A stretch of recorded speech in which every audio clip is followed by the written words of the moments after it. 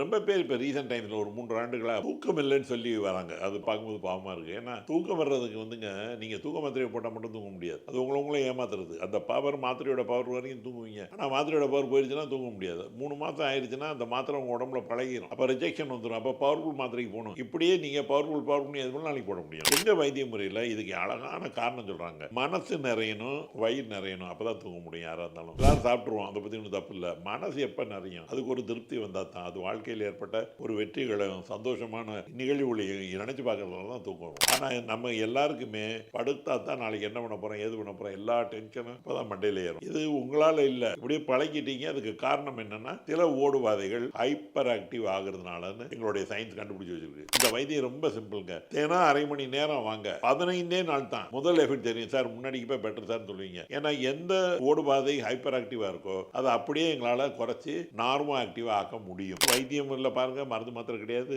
எல்லாம் ஃப்ரீ, உங்களுக்கு side effects கிடையாது. ஒரு தடவை ஆனது தான், திரும்ப ஆகாது. ஏன்னா லைஃப் ஸ்டைல் சொல்லி கொடுத்துருவோம். அதை ஃபாலோ பண்ணீங்கன்னா நல்லாயிரும்.